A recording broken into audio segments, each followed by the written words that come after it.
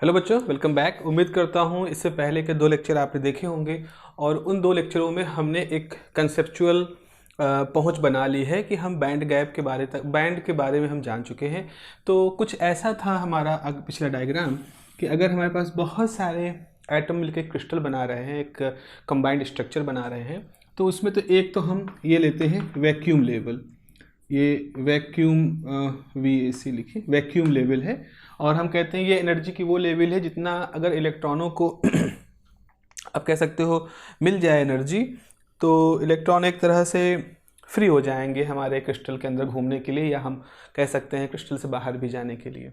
उसके बाद फिर इस तरह से जो ट्रेडिशनल पोटेंशियल के कर्व होते हैं और फिर यहाँ वो सब कुछ होता है। हमारा इंटरेस्ट यहाँ पर है, हमारा इंटरेस्ट है एक ये बैंड है, ठीक है। ये एक बैंड है जिसको हम कह रहे हैं कंडक्शन बैंड। ये बैंड वो है जब इलेक्ट्रॉन अपने एटम को छोड़ देंगे तो वो जो एनर्जी लेवल्स उनको मिलेंगी, that is the conduction band.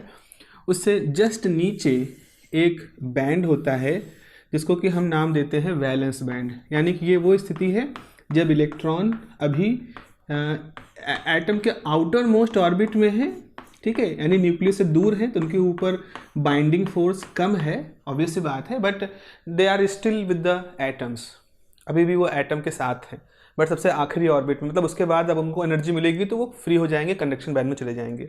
इस तरह का होता है। तो हम यहाँ पर कुछ वैल्यूज़ डिफाइन कर सकते हैं, जैसे कि एक तरह से है कि ये जो वैक्यूम है, यहाँ से अगर हम क्या करते हैं, top of the valence band, इस चीज़ को देखें, ठीक है, ई वैक्यूम से लेकर के वैलेंस बैंड के टॉप को देखें, तो इसको हम एक नोटेशन यूज करते हैं गामा। यहाँ gamma is the ionization energy, gamma is the ionization energy. और एक और होता है, वो ये है कि अगर आप कंडक्शन बैंड के बॉटम से वैलेंस बैंड के टॉप से वैक्यूम का लेवल, आयनाइजेशन एनर्जी, और कंडक्शन बैंड के बॉटम से, ये टॉप कंडक्शन बैंड के बॉटम है, कंडक्शन बैंड के बॉटम से यहाँ तक की जो दूरी होती है, that is called the electron affinity, काई। तो काई जो होगा that is the electron affinity, electron affinity, electron affinity. तो ये कुछ टर्म है। और एक चीज़ और, एक गैप और यहाँ पे दिखा सकते हैं, ये एक यहाँ पे दिखा सकते हैं EG, this is called the band gap, this is called the band gap. तो ये एक ऐसा लेक्चर है हमारा जिसमें हम लोग इस बैंड डायग्राम में जो मुख्य एनर्जी के टर्म में आते हैं, जैसे एक ये भी एक एनर्जी वैल्यू है, ये भी एक एनर्जी वैल्यू है, इनके बीच का गैप है, ये भी एक एनर्जी वैल्यू, ये भी एक एनर्जी वैल्यू, इनके बीच का गैप है। और ये जो, चूँकि देखो यहाँ हम वैलेंस बैंड के टॉप से और कंडक्शन बैंड के बॉटम से ले रहे हैं, तो वैक्यूम के साथ लिया तो हमारे पास गामा और काई डिफाइन किया, लेकिन अगर हम इन्हीं दोनों के बीच की ही वैल्यू ले लें तो हम EG डिफाइन कर सकते हैं, which is a band gap. Now there is the question, एक क्वेश्चन यहाँ पर उठता है कि why we are interested only at the top of the valence band and at the bottom of the conduction band. हम इन्हीं के ऊपर क्यों इंटरेस्टेड हैं, क्यों नहीं हम top of the conduction band से इनके बीच की बात कर रहे हैं, क्यों नहीं हम bottom of the valence band से हम इलेक्ट्रॉन वैक्यूम की बात कर रहे हैं। आखिर इस स्थिति और इस स्थिति में हम क्यों इंटरेस्टेड हैं? तो देखो भैया, ऐसा है कि खैर इसके अपने कारण हैं। अगेन आई एम सेइंग कि क्वांटम मैकेनिकली काफ़ी डेवलप्ड फील्ड है, बट अगर हम ये सोचें कि एक बहुत ही सीधी सी बात अगर हम कहें, तो हम आपको एक होल के बारे में बताएंगे, एक होल का कॉन्सेप्ट बताएंगे। तो जो होल्स होते हैं वो वैलेंस बैंड में एग्जिस्ट करते हैं। अभी आप पढ़ेंगे, अभी हम थोड़ा होल के कॉन्सेप्ट को आगे डेवलप करेंगे, बट अभी चूंकि तुरंत दिमाग में क्वेश्चन आया और तुरंत मैंने उसको बोल भी दिया है, तो उसका एक जवाब ये है कि जब हम देखेंगे कि इलेक्ट्रॉन जो होते हैं वो वैलेंस बैंड से कंडक्शन बैंड की तरफ स्विच करते हैं, उनको बाहर से एनर्जी मिलती है तो वैलेंस बैंड से निकल के कंडक्शन बैंड में जाएंगे। मोस्टली क्या होता है कि जब ये इलेक्ट्रॉन जाते हैं तो जो वैलेंस बैंड के टॉप वाले इलेक्ट्रॉन हैं, वैलेंस बैंड के टॉप वाले मतलब जो अपनी ऑर्बिट में सबसे बाहर इलेक्ट्रॉन है, उन बाहर इलेक्ट्रॉनों में भी जिनकी सबसे ज़्यादा एनर्जी है, मतलब बंधे हैं अभी एटम के साथ, बट ऐसे बंधे हैं कि जरा से एनर्जी मिल जाए बैंड गैप के बराबर तो वो स्विच कर जाए। तो यहाँ पर ये वाले हैं, तो ये वाले इलेक्ट्रॉन हैं तो ये इलेक्ट्रॉन सबसे पहले अगर कोई यहाँ से जंप करके कंडक्शन बैंड की तरफ जाएगा तो वो ये वाले इलेक्ट्रॉन होंगे जो इस वैलेंस बैंड के टॉप पर हैं। ओके, और जनरली क्या होगा, हम इंटरेस्टेड इस बात में होंगे कि वो यहाँ से जाएंगे और कंडक्शन बैंड में चले जाएंगे। मान लो वो यहाँ से गए, कंडक्शन बैंड के डीप में चले गए यहाँ पर, तो हम देखेंगे कि कंडक्शन बैंड के डीप में जाएंगे तो वो कोलिजन प्रोसेस के थ्रू अपनी एनर्जी लॉस करके फिर यहीं पे आ जाएंगे। कहने का मतलब ये है कि प्रैक्टिकली जब हम इस तरह की डीलिंग करते हैं, प्रैक्टिकली जब हम इस चीज़ को ऑब्जर्व करते हैं, तो हम पाते हैं कि जो इलेक्ट्रॉन यहाँ से छोड़ के गए हैं उनकी खाली जगह सबसे ज़्यादा इस टॉप रीजन में होती है, और जो इलेक्ट्रॉन पहुँचे हैं उनकी जो पॉपुलेशन होती है वो कंडक्शन बैंड के बॉटम के पास रहती है। अब इसको अगर हम आगे आने वाले समय में फर्मी डिराक स्टैटिस्टिक्स पढ़ेंगे और उसमें फिर आपको जब डेंसिटी ऑफ स्टेट्स करवाएंगे, आपका टॉपिक है तो डेंसिटी ऑफ स्टेट कराएंगे, तो हम दिखाएंगे आपको कि अगर ये कंडक्शन बैंड है और ये वैलेंस बैंड है, और अगर हम डेंसिटी का एक रूल बनाएं तो डेंसिटी फंक्शन ऐसे दिखाई पड़ेगा, डेंसिटी फंक्शन ऐसे दिखाई पड़ेगा। ये क्या दिखा रहा है, ये यहाँ पे जो उठा हुआ हिस्सा है ये दिखा रहा है कि यहाँ डेंसिटी ज़्यादा है। अगर ये डेंसिटी है, डेंसिटी ऑफ चार्जेस, तो अगर ये एक्सिस डेंसिटी की है, मान लो रो की है, तो इस जगह पर देखो डेंसिटी है, जैसे जैसे यहाँ पर डेंसिटी ज़्यादा रहेगी चार्जेस की, जैसे जैसे ऊपर होते जाओगे डेंसिटी कम होती जाएगी। ऐसे ही यहाँ पर होल की डेंसिटी ज़्यादा होगी, जैसे नीचे होते जाओगे कम होती जाएगी। तो हमारे पास क्वांटम मैकेनिकल ऐसे रीजन हैं, ऐसे कारण हैं जिनकी वजह से हमें विश्वास करते हैं कि ये दो हिस्से, मतलब bottom of the conduction band and top of the valence band, these regions are of more interest in comparison to other deep regions. हालांकि उसके लिए बहुत और भी हैं, डीप ट्रैप एनालिसिस होती है, बहुत कुछ होता है, मैथमेटिकली तो बहुत डेवलप्ड फील्ड है। बट अभी आप जब सीख रहे हो कोई चीज़ तो कुछ सिंपल से लॉजिक जो है वो ये है कि यहाँ से कूदते हैं यहाँ पहुँचते हैं, that is more important. Okay, चले आगे हम बढ़ गए। तो अब हम यहाँ पर जल्दी से कुछ चीज़ें डिफाइन कर लें। तो जैसे हम पहले तो आप यहाँ पर लिख सकते हो IE मतलब आयनाइजेशन एनर्जी। इसके बारे में आप लिखोगे the minimum energy required, internal ionization energy के बारे में लिखोगे the minimum energy required to excite an electron, the minimum energy required to excite an electron from the top of the valence band. This is the valence band. This is the valence band. From the top of the valence band to vacuum level. From the top of the valence band to vacuum level. The minimum energy required to excite the electron from the top of the valence band to the vacuum level is called the ionization energy. It means that कि आप electron को पूरी तरह से निकाल करके crystals के अंदर पूरी तरह से फ्री कर दो, एटम जो है हमारा पूरी तरह से आयनाइज हो जाए। ओके, सो अब हम यहाँ से अगर देखें इनकी वैल्यू, तो मान लीजिए ये ई वैक्यूम है, सपोज ये जो वैल्यू है इसे कहेंगे EV। EV is what, EV is the energy of the top of the valence band. ऐसे ही इसको हम कहेंगे EC, this is the energy of the bottom of the conduction band. आप कहोगे सर क्या यहाँ पर हम एक सफिक्स और ना लगा दें, EV ETV कर दें और EBC कर दें? हम कहेंगे क्यों, तो ये कहोगे energy at the top of the valence band and energy at the bottom of the conduction band. तो हम कह रहे हैं बेटा ऐसा करने की आवश्यकता क्यों है, जब हम कह ही चुके हैं इससे पहले जो डायग्राम बनाया था कि more interest is about the bottom of the conduction band and the top of the valence band.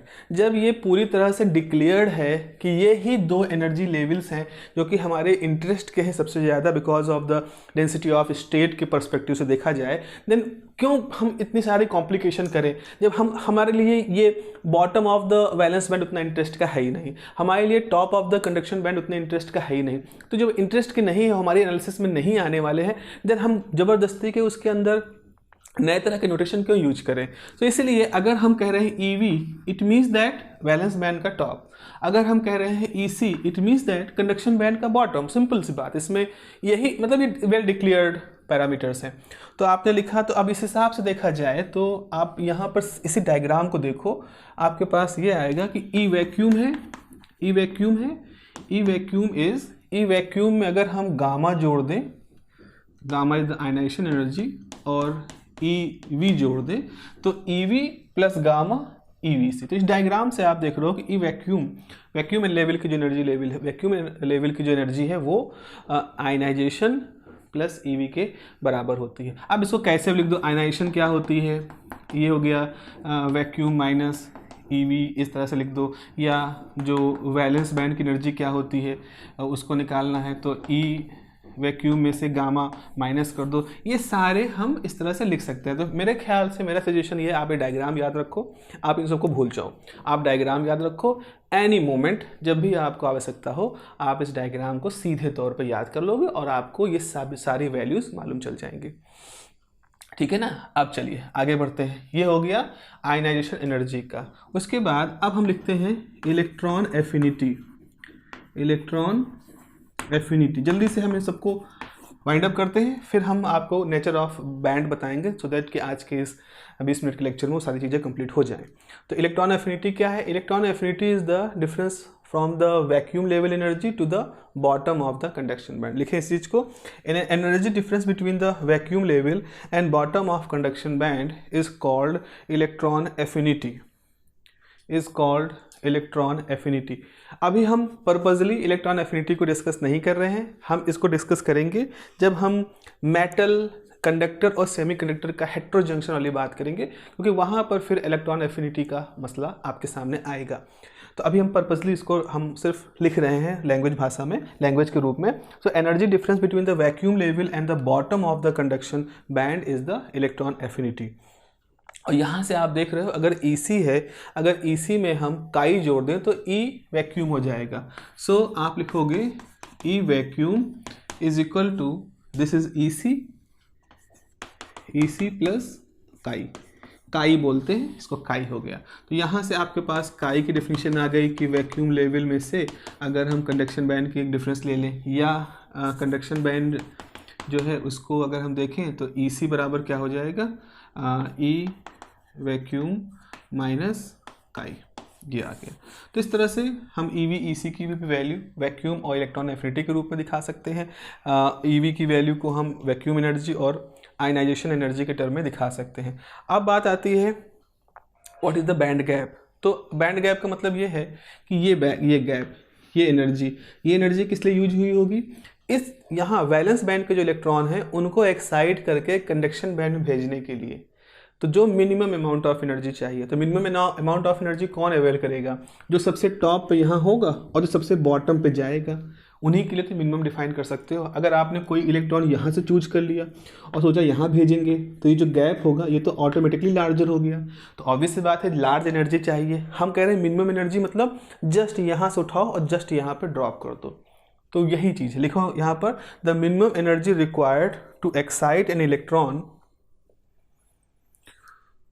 the minimum energy required to excite an electron from the valence band to the conduction band, from the valence band to the conduction band is called band gap. From the valence band to the conduction band is called the band gap. ठीक है।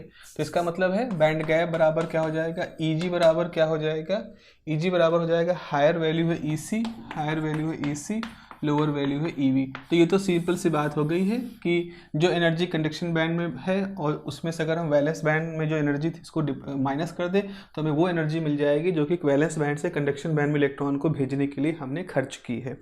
अब एक चीज़ और यहाँ पर interesting है कि अगर हम इस बैंड गैप को इन टर्म्स के रूप में लिखना चाहें, आयनाइजेशन एनर्जी या काई के फॉर्म में लिखना चाहें, then how can we do this. तो इसके लिए EC के लिए क्या है, E vacuum minus chi, EV क्या है माइनस E वैक्यूम, इसका माइनस प्लस हो जाएगा प्लस गामा, तो ये कैंसिल हो जाएगा, तो ये हो जाएगा EG, यहाँ लिख दे रहे हैं।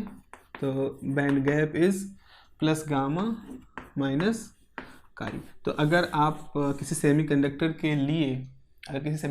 के लिए आयनाइजेशन एनर्जी और उसके इलेक्ट्रॉन एफिनिटी का अंतर ले लो तो जो आएगी value that will be the band gap. और ये एक अच्छा तरीका एक्सपेरिमेंटल है जिससे कि हम किसी मटेरियल के लिए बैंड गैप कैलकुलेट कर सकते हैं। तो हम सीधे तौर पर उसकी आयनाइजेशन पोटेंशियल है और इलेक्ट्रॉन एफिनिटी, जो कि डिफरेंट केमिकल प्रोसेस हैं हमारे पास, एक्साइटेशन के प्रोसेस हैं, स्पेक्ट्रोस्कोपिक प्रोसेस हैं, जिनके थ्रू निकाल सकते हैं। तो हमने वहाँ से निकाला और उसको यहाँ पे रखा और इस तरह से हम बैंड गैप को कैलकुलेट कर सकते हैं। तो इस तरह से ये जो हमारा एक जो टॉपिक हमने कवर किया है इस हिस्से में, इसमें हम इस सवाल का जवाब दे रहे हैं कि what is the significance of how to calculate, how do you think that we can calculate the band gap of any material. तो आप कहोगे भाई कंडक्शन बैंड वैलेंस बैंड के बीच गैप होता है, तो हम कहेंगे कि क्या कोई तरीका है आपके पास जिससे आप कंडक्शन बैंड की एनर्जी और वैलेंस बैंड की एनर्जी निकाल सकें। और अगर आप कंडक्शन बैंड की एनर्जी वैलेंस बैंड की एनर्जी निकाल सकते हैं तो क्या सीधे आप बैंड गैप नहीं निकाल सकते। तो उसका एक जवाब ये हो सकता है कि हमारे पास कोई मटेरियल है, अगर हम उसके लिए आयनाइजेशन पोटेंशियल निकाल लें by some spectroscopic process and electron affinity निकाल दें by some electrical process, then we can calculate the band gap by calculating the difference of gamma and chi. Okay, so this is the significance of this particular discussion. Hope you hope you like it. Okay, hope ये आपको समझ में आया होगा. So next is our nature of energy band gap.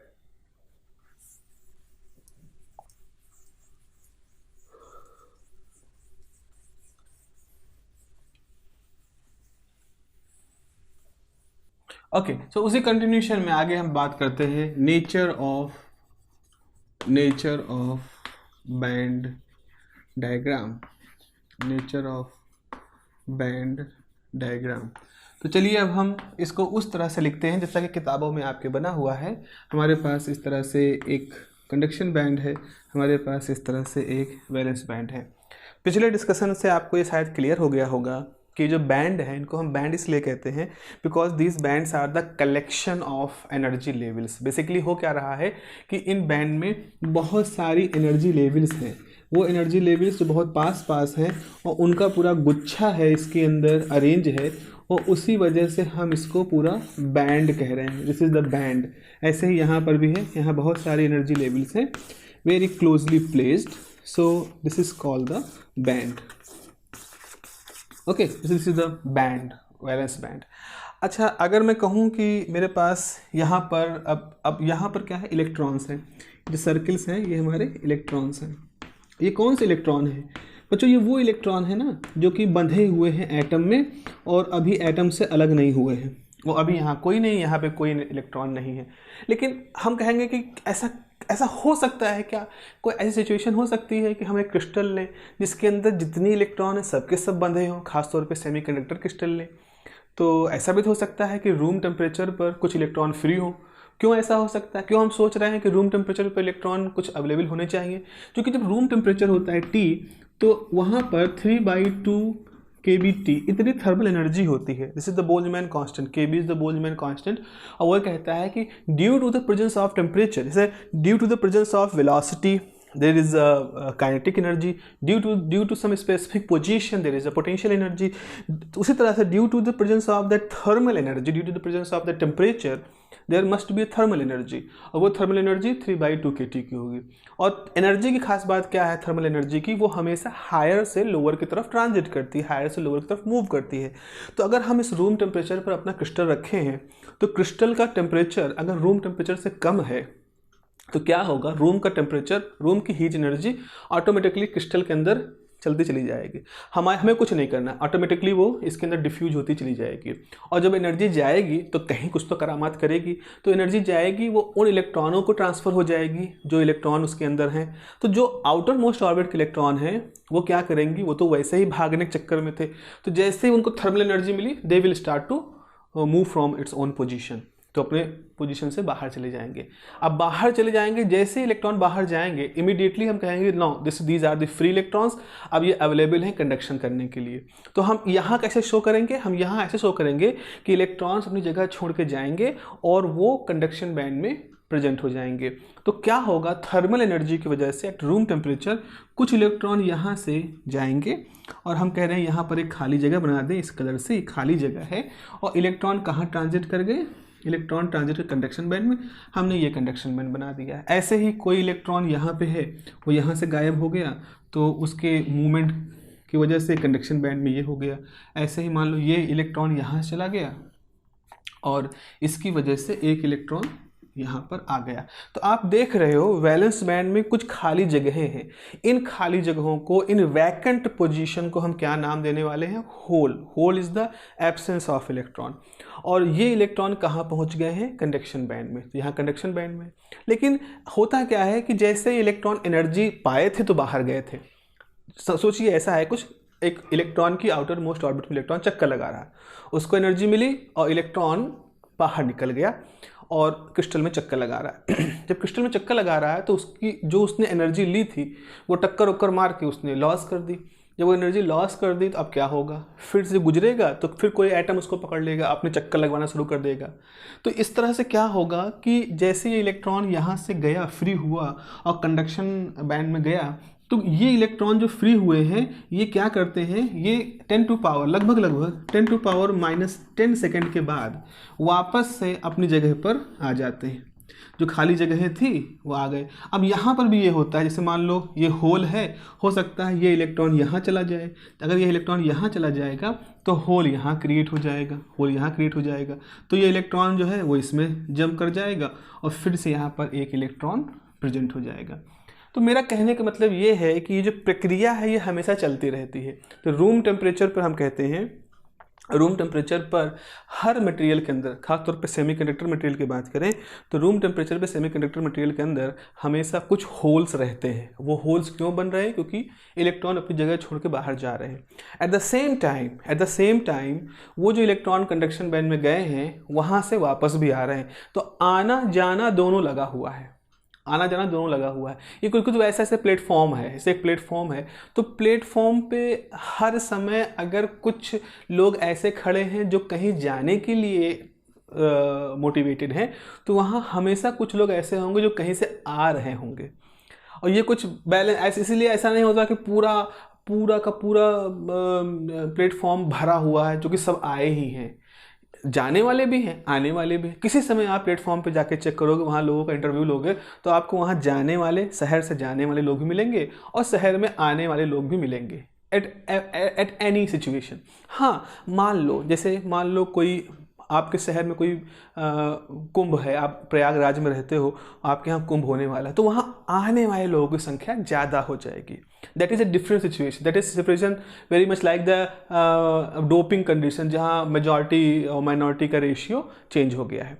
But at ordinary temperature what we will observe that कि almost जितने electron छूट के गए हैं, जितने आए हैं, लगभग इक्विलिब्रियम स्थिति होती है, सेम कंसंट्रेशन होता है। तो ये हमारे वैलेंस बैंड और कंडक्शन बैंड का बेसिक नेचर है।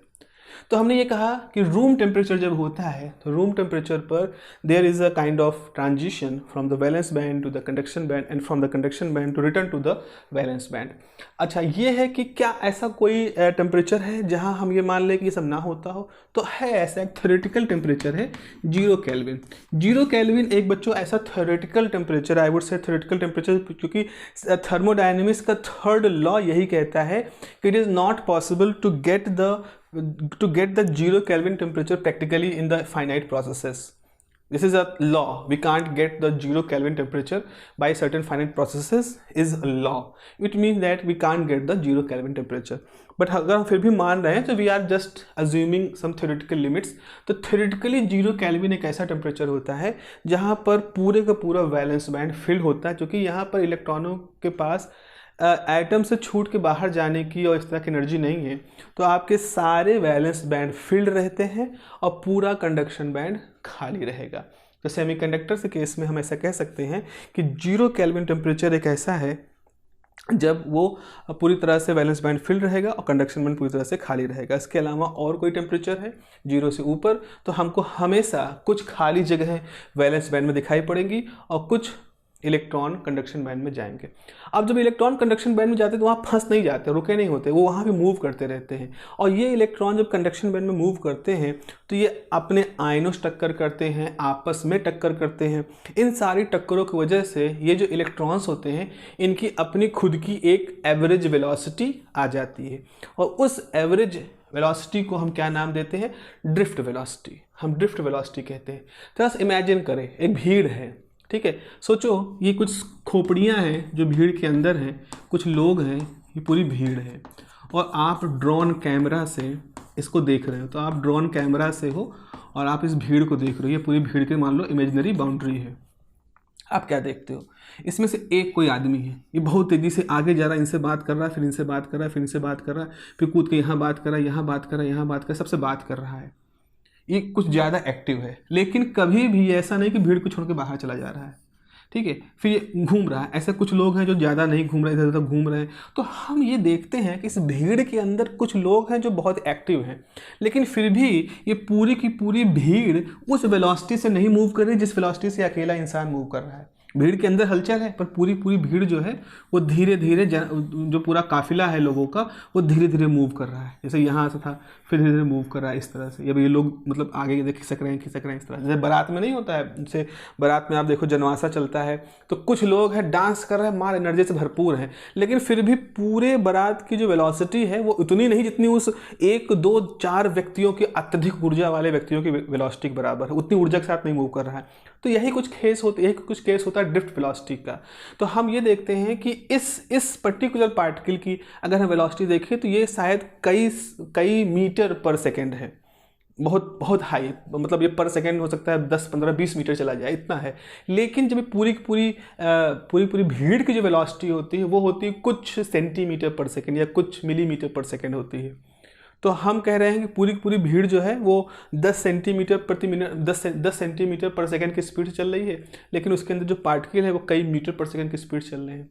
But what is more important is the hole behaviour. और ये जो होल बिहेवियर होता है इसी को हम ड्रिफ्ट वेलोसिटी कहते हैं, तो रेंग रहे हैं एक तरह से। और एक्चुअल में जब करंट फ्लो करती है किसी सर्किट के अंदर तो हमें इलेक्ट्रॉन की इंडिविजुअल वेलोसिटी उसके हल्के होने की वजह से उसको जो वेलोसिटी ले सकता है उससे हमें मतलब नहीं होता है, बल्कि हमारा ज़्यादा मतलब होता है कि उस पूरे की ड्रिफ्ट वेलोसिटी कितनी है। So drift velocity is more important and more significant and ultimately वही हमारे लिए इंपॉर्टेंट है। तो हमें ये समझना होगा कंडक्शन बैंड के अंदर जो इलेक्ट्रॉन्स होते हैं जब वो मूव करते हैं तो उनकी जो वेलोसिटी होती है उस वेलोसिटी को हम क्या नाम देते हैं, उसको हम ड्रिफ्ट वेलोसिटी कहते हैं। तो इस तरह से एक हमने बहुत ही बेसिक सा आइडिया देखा यहाँ पर वैलेंस बैंड कंडक्शन बैंड के बारे में। जस्ट एग्जाम्पल लास्ट में हम समरी कर देते हैं, समराइज कर देते हैं सब चीज़ों को। हमने 3 तरह की एनर्जी के बारे में पढ़ा है, इलेक्ट्रॉन एफिनिटी के बारे में पढ़ा है, इलेक्ट्रॉन आयनाइजेशन पोटेंशियल के बारे में पढ़ा, बैंड गैप के बारे में पढ़ा। और बैंड गैप को इलेक्ट्रॉन एफिनिटी और आयनाइजेशन पोटेंशियल कैसे निकालते हैं वो हमने देखा है। उसके अलावा हमने देखा है कि 0 केल्विन टेम्परेचर एक ऐसा टेम्परेचर होता है जहां पर हम ये मानते हैं वैलेंस बैंड के अंदर सारे के सारे इलेक्ट्रॉन फिल होंगे, there will be no any hole and at any position due to the presence of thermal energy क्या होगा, किसी उसकी वजह से इलेक्ट्रॉनों को एक मौका मिलेगा ताकि वो कंडक्शन बैंड में जाएं। और कंडक्शन बैंड में इलेक्ट्रॉन एक ड्रिफ्ट वेलोसिटी से ही मूव करते हैं। तो this is the finding of this particular lecture. चलिए मिलते हैं अगली क्लास में, अपना ध्यान रखिए, have a nice day, take care, bye bye.